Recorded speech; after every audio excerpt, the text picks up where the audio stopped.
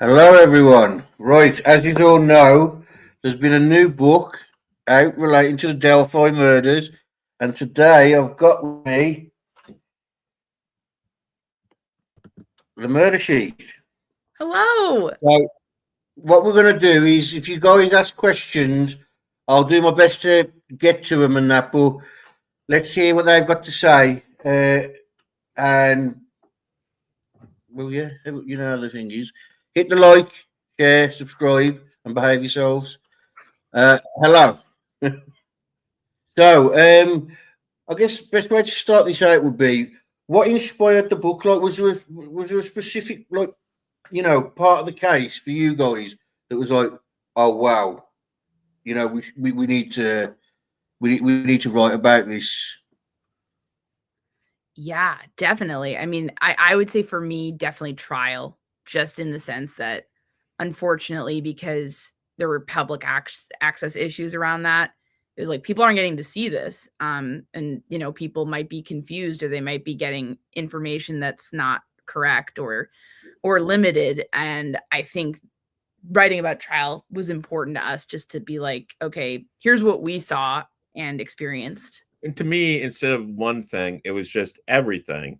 Because as you well know, this case is so complicated that it's really hard to explain it to people who haven't been following it for years.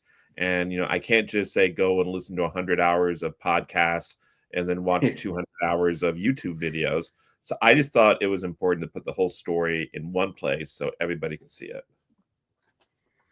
Yeah, I know what you mean there because I try and get my mum into it, and see, I've gone from emotions over the years.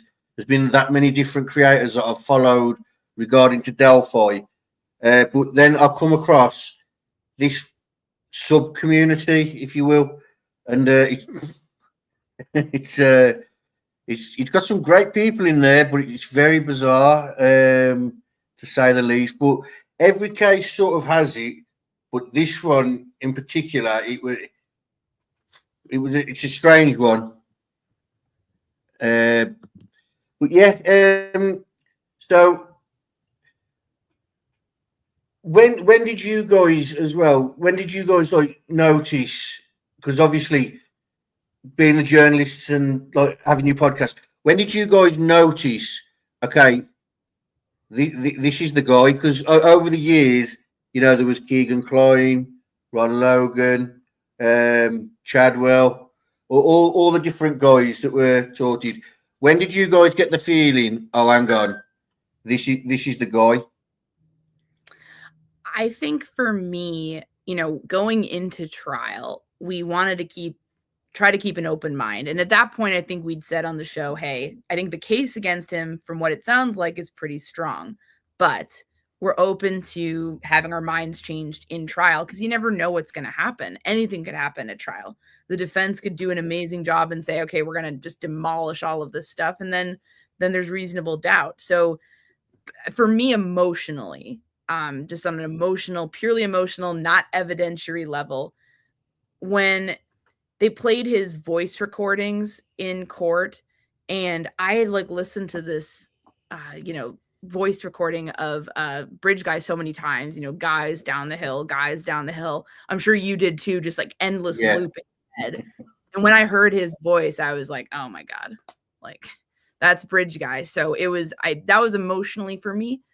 And then intellectually seeing the case against him come together was certainly transformative in that sense of just yeah, he's guilty. And also, frankly, seeing the bad job the defense did at that trial. Brad Rosie's closing argument where he's talking about racks and he's talking about giant snakes crushing people. It's like just sitting there and listening to that and realizing if this is the best they have, then he's obviously guilty. Yeah. Yeah, I did. I have noticed that even in the Free Richard Allen movement, they've even started to realize they're like, hold on, this is the defense that we've been praising because they're starting to get things now. They're getting the transcripts, and it's starting to match up with what people have been saying happened in the trial. you know. And one thing I love is, you know, people that were there that were saying, you know, the defence are doing a brilliant job and things like that. It's like that, and they'd come out screaming certain things, and now you're looking at it and you're like, well, where is it? Where did this happen in the transcripts? Do you know what I mean? I know exactly what And you it's mean. like, I've noticed the same thing. Back during the trial, for instance, I remember Anya and I talked on the show, like, for instance, oh, Andy Baldwin is supposed to be really great with opening statements. He did a really awful job in this opening statement. And people thought, oh, Kevin and Anya are just biased. But I've noticed that since the transcripts have come out, people have looked at them and said, this wasn't a good opening statement. They just didn't do the job they should have. Yeah, this is where the tribalism is bad, because you can think Richard Allen's innocent and still critique his defense team's performance. In fact, that's pretty normal. But people became so much like, it's like a sports team, right? Like, I'm going to be on this team, you're on that team, yeah, and we're going to fight. And it's like, you got to have a little nuance here. yeah. Well, see, like with me, I just, for me, like, you know, if you're gonna think, you know, somebody's like that, like, you know, the state's got it wrong, or you know, I've got questions. That's fine, I get that. But to outright defend someone who's accused of these things because it's your opinion, it's that's crazy for me. That's crazy for me. Like when I watch the interrogations, I don't know about yourselves, but uh, I was watching it. I think I watched it about 6 or 7 times the other night. And I'll tell you what I was doing. I was looking for the part about the bullet, and it's right at the beginning. And I was like, I'm sure I've heard it. I'm sure I've heard it. And right at the beginning, imagine I've gone through 3 hours every time, and it's right there at the beginning, the part that I was looking for. And so I can't believe it. Like running around saying the bullet was planted, and then right there they show him the bullet, and you can see in the picture you got Liberty's foot, and it's like this is from the crime scene. Look, here's one of the girl's foot.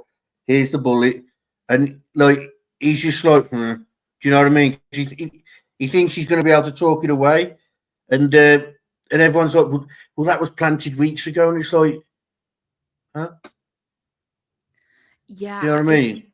Yeah, it's like people came into the case with, you know, they just didn't want it to be him. They wanted it to be something bigger or their own person of interest. And that's, you know, it's like you can't, it's one thing to say, hey, I haven't heard the evidence against him yet, so I'm not going to assume he's guilty. That's good. That's a good way to think. Yeah. It's bad when you start saying nothing would ever convince me that he would be guilty. And it's like, why? Like, why are, you know, people just kind of would die on these hills. You know, they would not, like, it just, they're more emotional than like thinking about it logically. And I don't get that. And I think for a lot of people, they look on it like a story.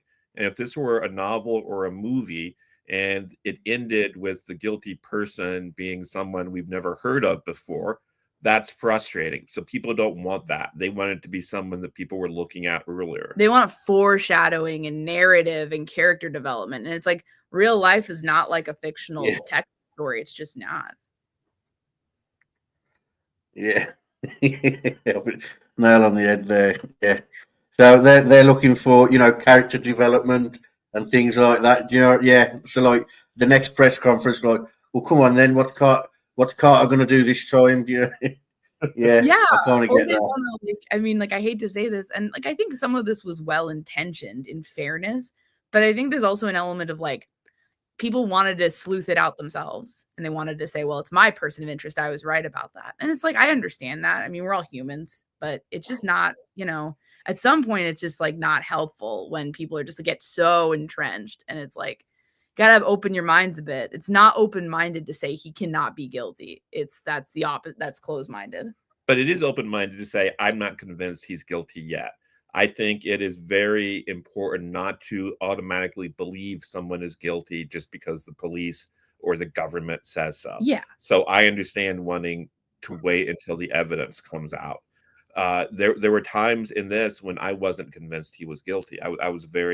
I had a lot of questions. I think that's normal. I think that's appropriate. Yeah, and it's like, but we just were on the show. We never said whether we thought he was guilty or not, because we were just like, that's just, I mean, it's too early, and we reserve the right to change our minds. So it was like, we're not going to come down on that. We're going to more of try to discuss how the defense is doing or how the prosecution's doing and kind of judge the performance. And hello to Frank Meister. Yep. Oh, and yeah, this is Simon from By Me in Yorkshire. He won your book, actually, on our giveaway. Oh, wow. Thank you. Thank you. Yeah. Yeah, one thing like we tried to do after trial, look, because I literally started out, I was just messing around, for people that I'd followed the case with. So we had somewhere to go afterwards, and it become, we started looking into cases and things like that, and we saw like Delphi was still continuing and things like that, and we started calling out a few bad actors. We won't name them, and people from the defence side were coming over, and like we were having discussions, like with one guy in particular. We went over the case, and like I was saying to him, like, look, guys, we ain't got to like try and like murder each other over this, because it got really crazy. Like if I said he was guilty, people would like they'd be waiting for me to come online, and you know what I mean? Yeah. No, we experienced that too. I mean, like, but it's always, I mean, gosh, I don't know when you got started in this, Frank, in the sense that like when you came into it, but when we came into this in like 2021, it wasn't quite this bad, but I remember we just started reporting on it, and we didn't have any idea of how crazy it was. And we're like, oh, the police are looking into this guy, Kagan Klein.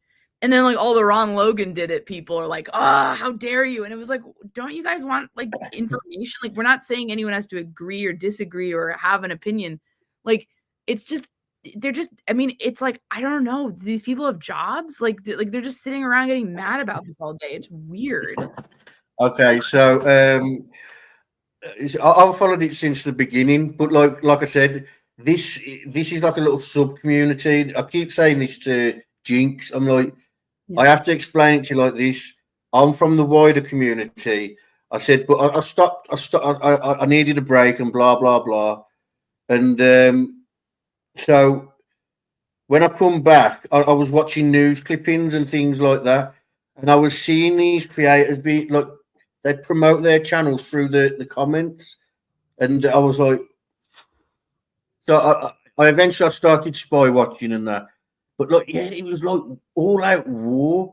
But one thing I noticed is it wasn't just guilty, innocent. It was depending on what stage people started following as well, if you know what I mean. So like you had, I call it pre-arrest, post-arrest, and now we've got post-conviction. You know what I mean? Yeah. God. It's too much.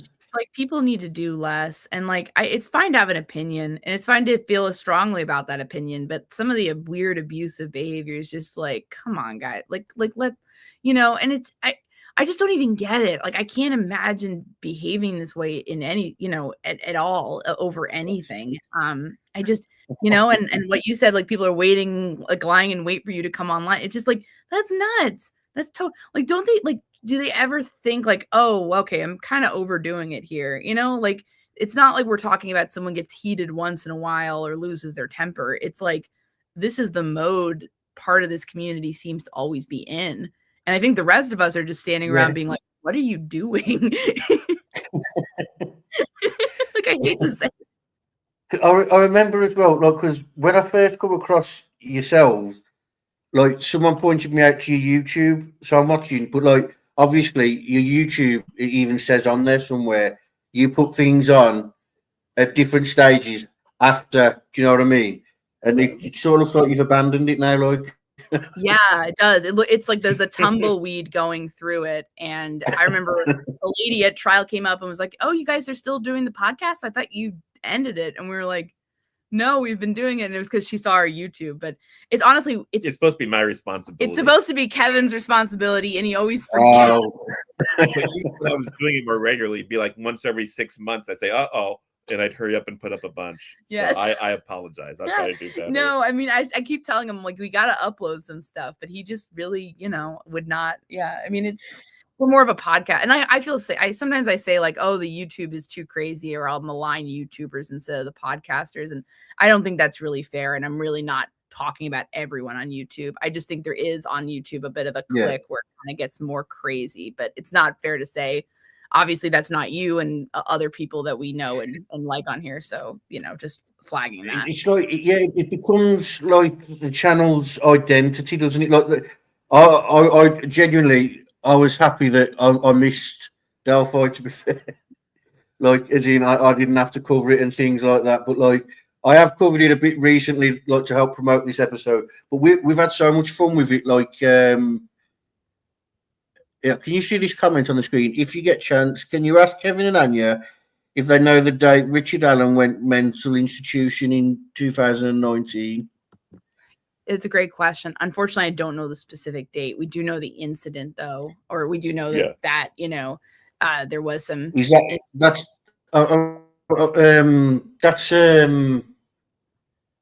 that's the incident where police were called to the property, Annie?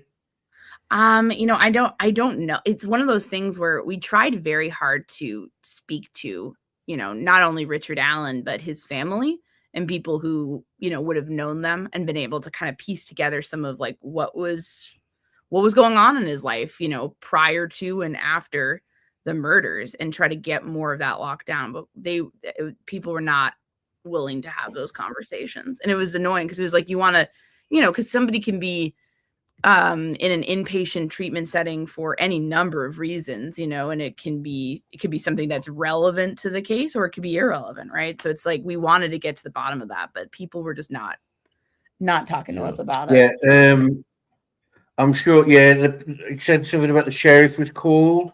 I was watching something on it earlier. That's how I know that the sheriff was called, and his wife took him to the hospital or something, but they couldn't get no more information on it. Yeah, I don't know whether those are two separate incidents. I can't even talk anymore.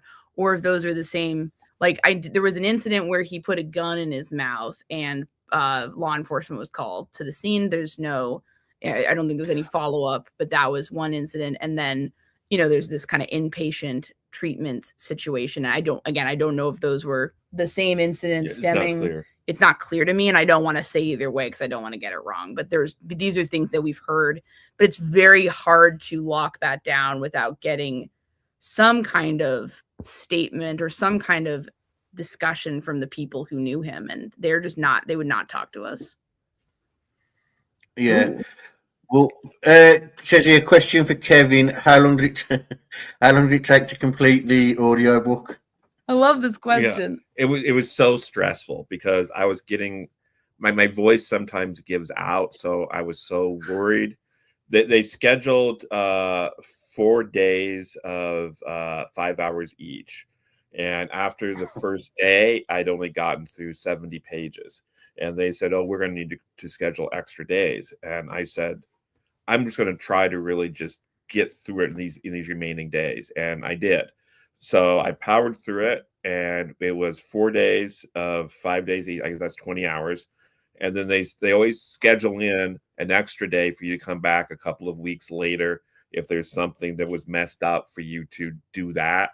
And so I went back a few weeks later and was there for like another 10 minutes is all. Yeah, it was really quick, that last one. And it was at a studio in Detroit, of all places. Yeah, I thought he did a really good job. He was so nervous, though. He was so nervous. But I was like, you're doing good. I felt like we were in like a music studio or something. So it felt like we were on the record. I joked, I'm going to be the Yoko Ono and causing problems in the studio while you're trying to record. So I didn't do that, though. She was very helpful because there's a lot of like big scientific words in the book that I had trouble pronouncing. So I kept on like pulling up my phone, like, how do you pronounce this? Like, yeah, Deb says you did a great job. I've got a question on that actually. How did you look? 'Cause you kept yourself like at one tone and like one mood and that. Like, if it was my book, the first 15 minutes, you're gonna hear all these different emotions that I'm going through. I'd have rage quit twice as well. I didn't know what I was doing. It's just amazing how you've got like this one tone throughout the whole of it. Like, because I've listened to it, like, what I've done is I've just put it on and let it play through. And there's been times where, because like I'm on a lot of painkillers at the moment, and so I'll just doze off at times in the day. Like, I can be in the middle of doing something, and I'll just go, and then I'll wake up, and I've got Kevin's voice in my ear, and I'm like, "Is that Murder Sheet? Can I hear?" It's very strange. A lot of people comment that my voice is soothing and helps them go to sleep. And I don't know if that's a good thing or a bad thing. Putting people to sleep. Well, I've been doing like me and Aurora. We've been playing on an online pool, and I'll just stop and I'll say, "Okay, I'm going for a break now," because my painkillers start kicking in. Like, and when they start kicking in, I have to go for an hour. Like, I'll just drift off. And so I was a bit concerned about if that happened today. So straight away, no painkillers. We'll sit through today. And yeah, I'm really concerned about like I'll I hope you're okay. I'll take the painkillers. I've had chronic pain issues in my life, so I feel for you. So I hope you're doing Yeah, okay. I was like, yeah, I'll take the painkillers. I'll have my hour, and it'll end up being 4 hours, and I'll sleep through my time slot. Yeah. So, talking like the documentary, I think it was. It wasn't really a documentary, but it was something that was put out by Court TV. You could say it was a documentary, and they had his old neighbour on there and things like that. And like the way they pursued it, like he was there and he was defending Alan. You know, he wouldn't have a bad word said about him. And then I watched something more recent, and it's the same clips, but like there's that little bit more. And he's saying like, you know, Alan was a good lad, and you know all this and all that. But then he says, but if he did it, do you know what I mean? Did you find that the media, as well as like, you know, because podcasters, like, there's always going to be, I find, they have their bias towards whatever they think. But did you think that the media played a part in that as well? In this case, Yeah, I would say so. And I think it kind of, I never want to paint too broad a brush, because it's like the media is such a huge, got local, regional, national, different mediums, different reporters. They're all going to bring something different to the table, good and bad. yeah, To me, the big thing I saw with the media was not any sort of ill intent or even like a bias for one side or the other. It was more of like, I would talk to people and they would be saying, well, there's no DNA, so I think they're probably not going to get a conviction. So they'd like had this idea of what a high profile case should have in terms of evidence that wasn't really based in any sort of understanding of how cases work. But it's like they're basing it off of, that's what like when you hear about a big national case is always like, oh, the strand of hair that proved the killer in the room, right? Like, or they found the murder weapon, and like all that stuff's good. And I'm not saying that doesn't play a role in a lot of cases, but you can have a solid, strong case that's just circumstantial, and that's what they had here. So they would kind of not see some of that because they were so focused on like what they thought it should be. And so I thought that was kind of something I saw a lot of, not so much of like bias as more of just kind of like they had their own ideas and you could understand where they're coming from, but it's not really like, legally speaking, if you go into just an average courtroom and there's a murder case no one's ever heard of, it's going to be a lot of, circumstantial evidence is absolutely going to, come into play. And yeah, definitely. I mean, yeah. I think how cases have been picked over the years, like with the Coburger cases, stabbing and all that, they thought Idaho, they thought, oh, it's a stabbing and things like that. So the media stuck to it because they was expecting a plethora of evidence and things like that. It turned out it was all circumstantial stuff, bar from a tiny little bit of touch DNA, which the majority ran against anyway. As well, that DNA could have got there anyhow. Yeah. Flew in through the window. No, Yeah. I think you're seeing it's like the CSI effect, right? It's like we need to have the killing happen on camera where the killer turns to the camera and says, "Hi, this is my name," and get a notary there to make sure. I mean, it's like we're like it's reasonable doubt should be a high standard. It should be a very high standard for a jury, certainly. But that's not really what we're talking about here. What we're talking about here is people kind of expecting unrealistic things from a lot of different cases. And I would say we love Rescue All the Dogs. We love Rescue All the Dogs. That's such a nice, thank you so much. It's nice to see you. but no, yeah. I mean, I think most people understand that, but I think it can kind of, it's important to talk about because I think it's important that we treat this stuff with some level of kind of reason and some level of kind of nuance and say, okay, well, listen, maybe you want DNA, but if there's a really bloody scene that's outdoors and the killer is wearing gloves, good luck with that. Like, it's not necessarily going to be something that can be found. Yeah, well, one thing I find as well is people don't tend to let go of their opinion. It's supposed to be your opinion, so it's supposed to change over time. But I've found when it comes to cases, now I don't think they still believe in the opinion that they stand by. I believe it, like I said earlier, it becomes like the channel's identity, if you know what I mean, or that person's identity out in the internet world, and it's like look at Koberger. He come forward and he pleaded guilty. You go on Twitter. I don't see with Twitter. I very rarely I say anything on there because it's just so crazy, and there's still people arguing for his innocence, and free him, and it's like the guy pleaded guilty. Oh, it was all just a conspiracy. He's in on it, I guess. Oh my God. No, you're so right. And I'm going to say that like like for me with that, there's a joy in changing your mind or getting more information that leads you to change your opinion because you can kind of go with whatever you're learning. And it's a learning process. And I think sometimes people get, as you said, it's their identity, or sometimes their audience wants a certain thing and they expect a certain thing. So if I'm telling you guys, hey, every week we're going to uncover a conspiracy, everything's going to be a conspiracy at a certain point because I got to find that because that's what my audience expects. So I don't have any incentive to say, well, maybe this isn't a conspiracy. Maybe it's something, So, this is a question from Speak for Those Who Can't.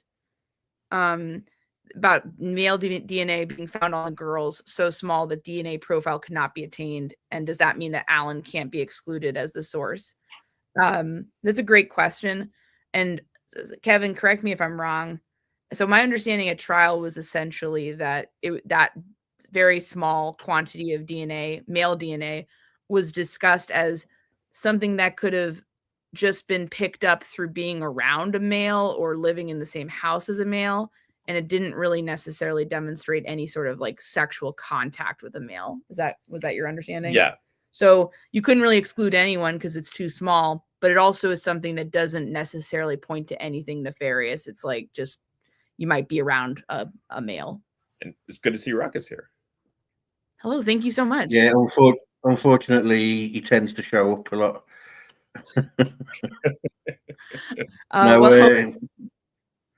He knows you're not allowed to state your opinion on the internet anymore.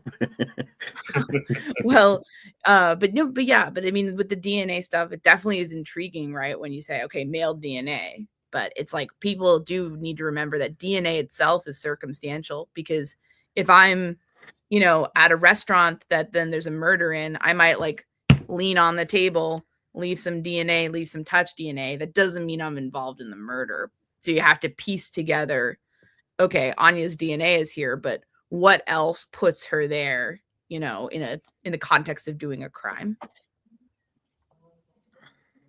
Yeah, I don't think you're ever going to get through to people on the avenue of, circumstantial evidence and that, because like I've been screaming since day one. Look, guys, there's only like minute cases that actually has DNA or things like that. Oh, what would you know? And I'm like, well, I don't, but like I have this thing. You have the ability to get It's there. like when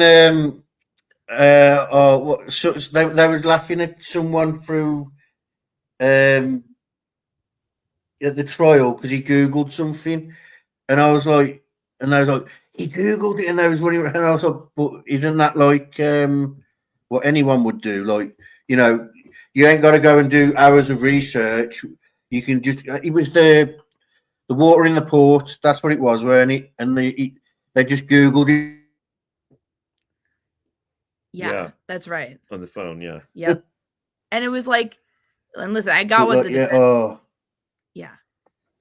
Water in the port, I thought there was something where it was like, it was like they didn't, maybe it shouldn't have. So there's always going to be when it comes to true crime, I think there's always going to be those people that they won't accept that it's got to be there's got to be, like I think one of you said earlier, character development and things like that. You know what I mean? It's got to be more exciting. Doug Carter needs to do a better job at making this case more exciting for us. Things like that. Do you know what I mean? Yeah. Right. Yeah. No, I think it's like the narrative. They're going with more of a narrative kind of view of the world than like a reality based one. And it's just, and let's all think about our own professions and jobs, right?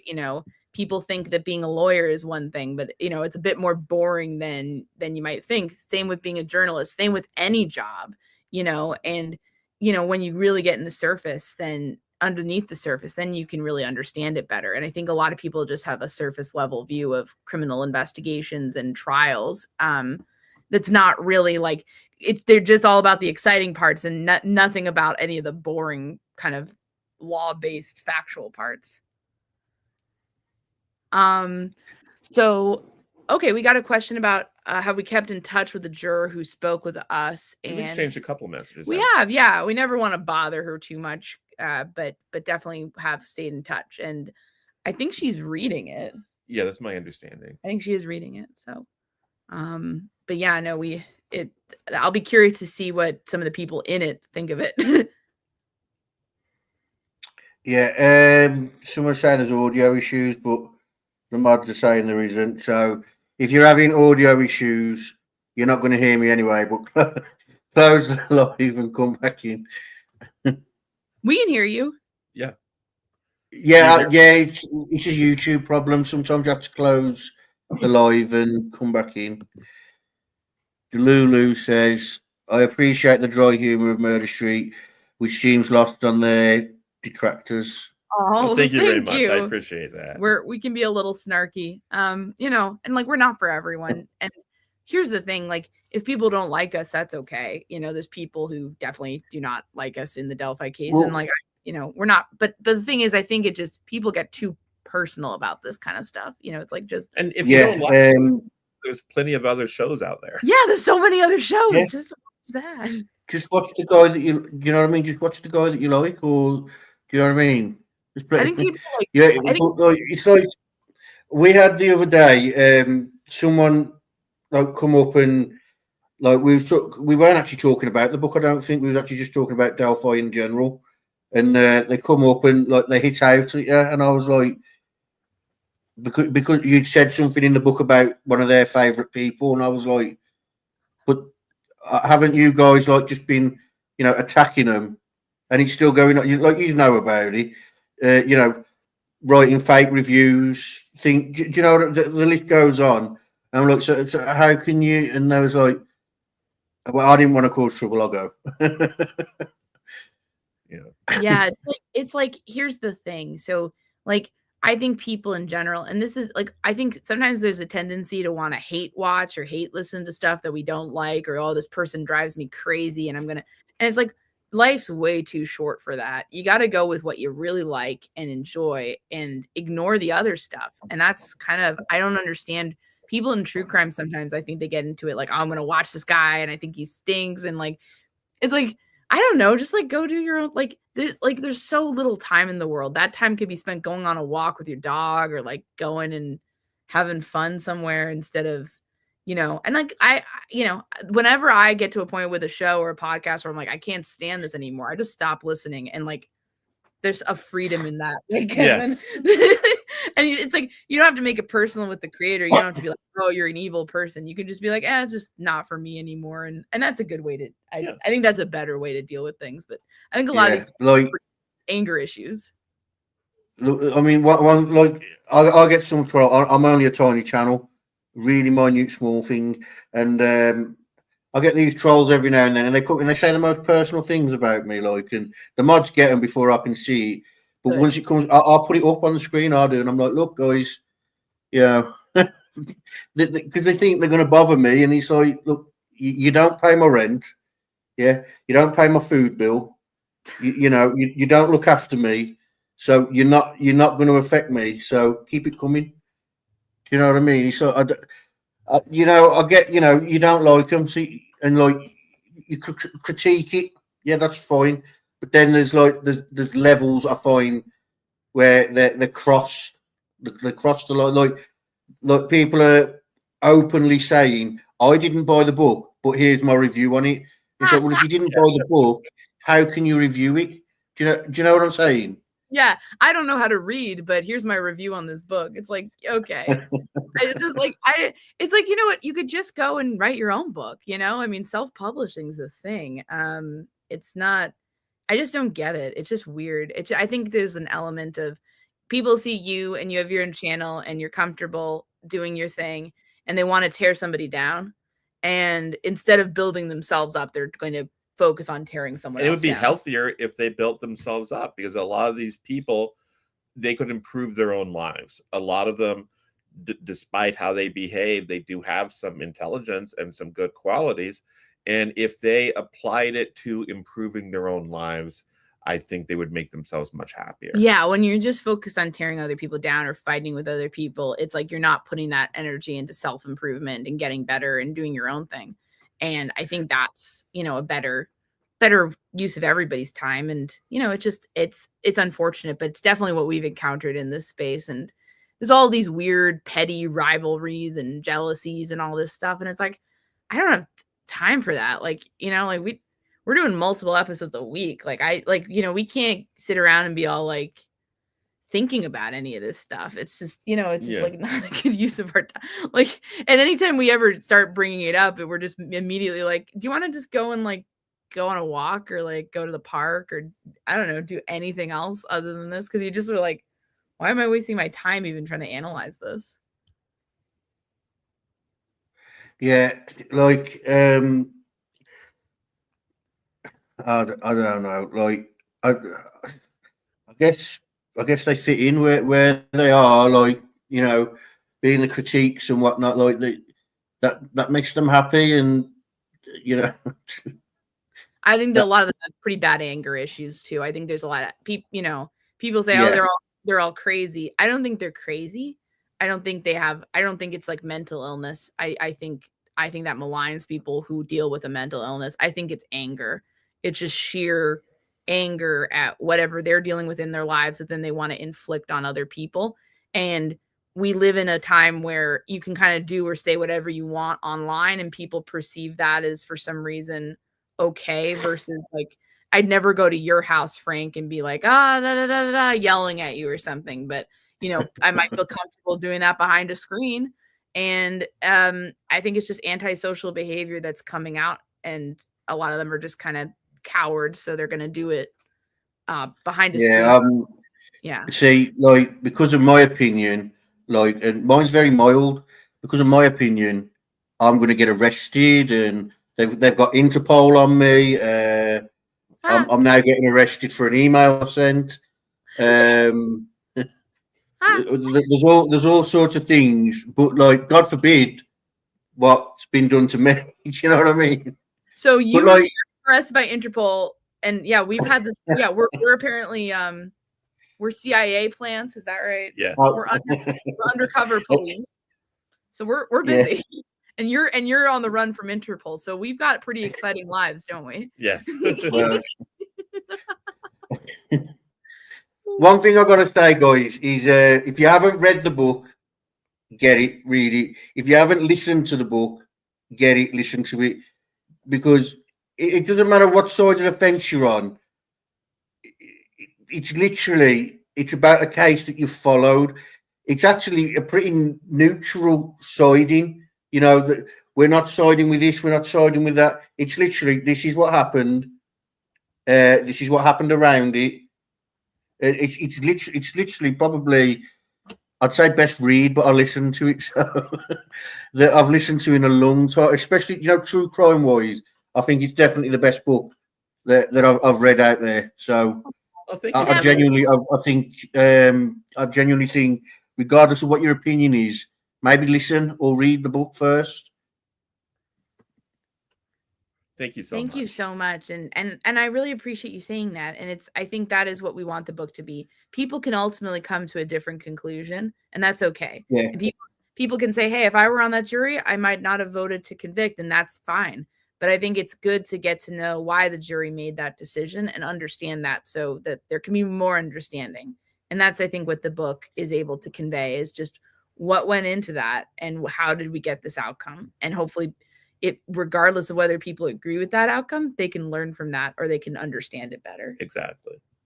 Oh, Jinx said, I thought we were unpaid, paid state actors.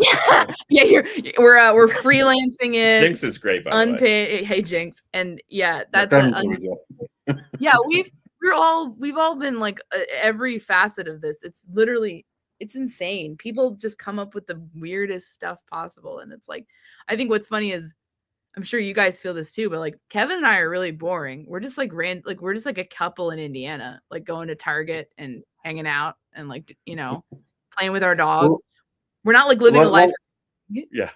One thing I've found, especially with this case, like there's a lot of small creators, and they claim they are the voice of this channel, this case, and I'm like, there's channels over here with 100K.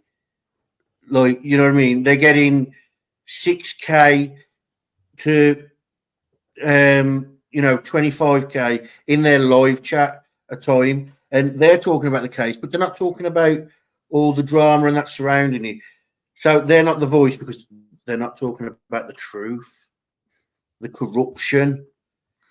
And it's like I've got friends who've got like 100K channels and things like that, and I'm like, I'll say to them like, well, when it was going on, like, do a Delphi live, I'll come on, and no, Frank, no, that case, no. Yeah. The some of the insanity has driven away people. They don't want to deal with it. They don't want to deal with the mess. And in the beginning, some of the insanity bothered us, and then over time, like all of our nerve endings burned off, and we just don't care anymore. So it was like that. I mean, it's been a good lesson, and it's important to pick what to care about. Yeah. See, I was gonna leave these till the end, but like as you can see by Anya's reaction, I love it so much. Brilliant comment. Force that detective from my insane mind to reality. That is wonderful. Thank you so much to that person. Yeah. Oh my god. And talk about Perlmutter. Oh, Perlmutter. That was the moment. We talk about insanity. I almost lost my mind when we were at that pretrial hearing. This is a person who's sort of positioning themselves as an expert on symbology around crime scenes. And she was supposed to be the person to create sort of a nexus between this Odinist cult and the crime scene. And what came out in this 3-day hearing is that not only is she somebody who seemingly just goes into and finds whatever symbol she's told to, which is like not a great methodology, frankly, because I'm sure if I went to, okay, I'm going to find a star here, you could probably manage it.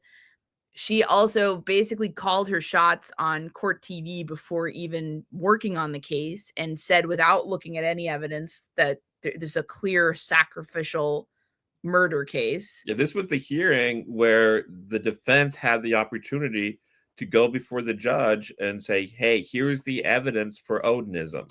Here's why we need to be able to include Odinism in the trial, because there's a connection. And they just completely fell on their face. They had no evidence whatsoever for any kind of connection. Yeah, see, one thing I find interesting with this is because you keep seeing it, the judge didn't allow evidence in, the judge didn't. And one thing I have to keep, I follow people around, and I'm saying, we're not following them around, that sounds bad. But, I'm going into the comments and I'm seeing this and I'm like, but guys, that's not evidence. I don't know how you can stress it to people. Like, it's like hearsay isn't evidence. Somebody saying that somebody said that so and so confessed isn't a confession. Somebody saying that somebody said that somebody knows that he's got a blue jacket covered in blood. That's not evidence. That's hearsay. And like, I don't know how to stress it to people. It's not evidence, guys. It's hearsay. Evidence is something that either pins you to the crime or pins you to a victim or something along that. It's not what somebody's opinion is. Yes. Yeah. No, you nailed it. And I'm going to tell you, I'm going to say this, and this is maybe controversial in some circles, but Judge Gull did that defense team a favor by nuking the Odinism theory. That Odinism theory was as thin as tissue paper at the end of the day. And I think that if they had somehow gotten that to trial, which they never would have, because there was just legally no basis for it. But if they had gotten it to trial, I think that jury would have braked for lunch and then come back with a guilty verdict. I think the deliberations would have been shortened by that, because that would have just been the stupidest thing in the world. And I think, frankly, Anya, what you're not understanding is the crime happened outside, so it must be Odinism. And there's a knife, right? And sticks. And they're near water, right? Wasn't that one? The framework of this was just, I was like, am I like hearing her right? I can't be hearing her right. This can't be real. This is like, she's got to have something else. But we know that they were desperately calling around random, they called the people, they were trying to find a witness at the last minute I couldn't believe that. I don't think the defense team did great during the trial, but they did not do as badly as they did in that 3-day hearing. That was something else, right, Kevin? That was disastrous. It was a mess. We were shocked. Yeah. Well, one thing as well, like how much grief Judge Gull got, but in other cases, the same thing was happening. No nexus, no case. You've seen the mirrorings of what she was doing in other cases, but no one said nothing. And in them cases, the judge did recuse himself because they got fed up with this, or because like there was a continuance. It was like, you know what, I'm going to recuse myself. This is going to be going on forever. So, but everyone seemed okay with attacking the Judge Gull, but they forget she wasn't the first judge on the case. She's not the only one that agreed with probable cause. And at the end of the day, I think she did a brilliant job, considering like the online abuse. I mean, she was getting letters and emails from random people. Yeah, that was appalling. And I mean, listen, we had our criticisms of Judge Gull in terms of some of the public access issues. And so we definitely said something about that when we felt she was not when we felt there were criticisms to be made. But I'm going to tell you this, in terms of the legal handling of this case, with perhaps one notable exception, I thought she did a very by the book and very even-handed approach to this case. And I actually thought she gave the defense, lenience at times during the trial from what I saw. So I feel like when people say she's so biased, I think she was biased in favor of trying to protect Richard Allen's rights. I think that was her primary concern here. And I think her primary concern was protecting the case too. So I think like she was, people maligned her as like really, really like just, riding or dying for the prosecution. And we didn't really see that. I mean, there was stuff that the prosecution wanted to do that she was like, absolutely not. So like for her to be made out to be this like really biased figure, that's just not reality. Like we can all debate about her kicking the defense attorneys off and was that the right call or was that inappropriate or whatnot, but ultimately was corrected by a higher court. And ultimately the higher court said, hey, we understand why she did this. We just don't think it's the right move. So we're undoing it. So, I mean, to me, that's ultimately what matters. I think when it comes to the kicking of the defence off, I think it was she should have just had the hearing. He should have had the hearing. They'd have had no argument. There'd have been no case for him to have come back. But she didn't have the hearing. But even then, even if she didn't have the hearing, I think if she'd have just let Rosie stay on and got rid of the problem, I think if Rosie had stayed on, then I don't think it would have gone to the Supreme Court. What would they have gone for? Do you know what I mean? I leaked evidence. Do you know what I mean? No, I think that's fair. And I think, I think ultimately, I mean, frankly, Allen fought to have these guys stay on the case. And I don't think that was to his benefit. I don't think they did a very good job. Like, I think there would have been strategies and ways to handle it for defense attorneys that would have at least been less all over the place. Right. Well, we've only got a few minutes left. So what I wanted to do is I wanted you to get you to plug your book, plug your podcast. Where's the best place to find your podcast so they can listen to you? Where's the best place to get the book? Where's the best place to get the audiobook as well for those like me who can't read? So thank you. So we're available on any pretty much podcast platform. We need to update our YouTube. Apologies. Sorry about that. It's entirely my fault. Kevin will get on that stat. And Spotify, Apple, wherever people like to listen to the podcast, it should be there. Murder Sheet. And as for the book, I always like to encourage people, if you can, contact your local independent booksellers, ask them if they carry it and if they can order it for you. If they don't, that's a good way to support local business.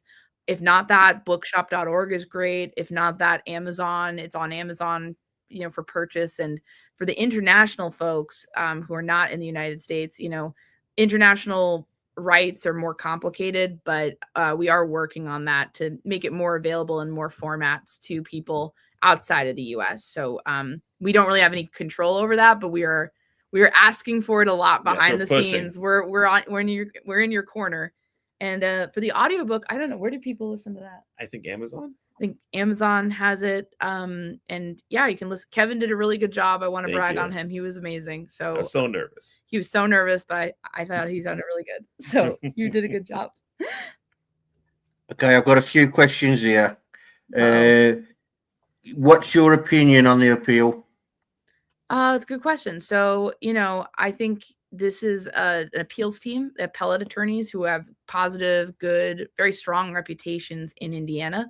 So Richard Allen is in good hands with this appellate team, or at least he should be. So that's something I'm sure they're going to be very robust and detailed in their appeal and really raise as many issues as possible. With an appeal, now they're having the opportunity to talk to the appellate court. Yeah. So it's going to be less about the facts of the case and more about what were his rights violated at any point. I think the appeal brief is going to be probably much better written than any of the defense filings we've seen so far. And between you and I, Ruckus, I don't think it's going to go anywhere because I sat through that trial. I saw how the judge made her decisions. I think they're going to make the best arguments they can. I don't think the appeal is going to go anywhere. You know, it's hard to Yeah. see where they would go, or what appealable issue they'd be able to raise. And also, It's important they try. they have to try. I mean, that's their job. So I mean, it's one of the things in the judge's head and the lawyers' heads while they're in trial. You know, like I know the lawyers, they try and make as many issues as they can for an appeal and things like that down the road. But you know, the judge is sitting there like, I'm not letting anything go for appeal. You know, that's every judge has got that on their head. Do you know what I mean? So, Yeah. so the next one is, do you think Kathy Allen knew? Oh, it's a good question. I don't think we have any evidence to say that she did. So I think we have to give people grace and the benefit of the doubt if we don't have evidence of it. A lot of people have said to me, well, wouldn't you recognize your husband's voice, or just that somebody looked and resembled him, especially if you knew he was out there in that general area that day? And to that I say, yeah, that would concern me. But I better not try to get away with anything. Kevin can't get away with anything. But the thing is, I'm a more paranoid person because I'm really into true crime, and not everyone's going to be like that. So, you know, I think denial is a very strong emotion. I think denial and not wanting to believe that your whole love story is a lie are strong things. And so I never want to attribute to malice what we could to, you know, denial or just sort of refusing to see reality. So, you know, I think that's kind of where I come down on that. What do you think, Kevin? Yeah, I agree. Well, first of all, let me thank you guys for, you know, not reaching out, but coming on such a small channel. You know, you could have been one of those guys that, you know, because this book is gonna like be a big thing for you. And I mean, it's the definition of the case now. Like, it doesn't matter what comes out now or whatever. This is the defining. You know, everything in this book is what happened. Not even just through the trial, before and surrounding. So it's the final words. If you'd like, Delulu has been saying something. I can't quite remember the wording that she's used, but it's the final words for Delphi, in my opinion. And I'm glad that you guys did it, and I love the way that you did it. I think it's brilliant. So thank you for coming to speak to my audience and my haters. I've got 37, so a few of them are haters. Well, Frank, thank you so much. We were delighted to speak with you, and I just want to thank your audience too for taking the time. We really appreciate it. It was fun to come and chat and sort of compare war stories. So thank you. Thank you. Yep. Yep. And I just want to quickly go through there was a few super chats. So Junior Johnson, thank you for the $5. Divorced Dad Detective 007. $9.99 times 2. Thank you for that. It says there's more starred, but I think they're the questions that I had. Yeah, they are. Okay. Yeah, again, Kevin, Anya, thank you for coming. Thank you. Yeah, thank you for coming and sharing your book with us. And sorry, your experiences with us. Thank you for having us. Thank you. Right, guys, thank you for being well behaved. You did really well, especially you, Jinx. Thank you all for coming. Thank you for being great. If you haven't already, hit the like, hit the share, and subscribe. I'll see you guys later. We might have another channel video on the other channel because certain somebody is up to no good. I will let you guys go. I'll speak to you later. If you're in Discord, I'm in there. Try a bit.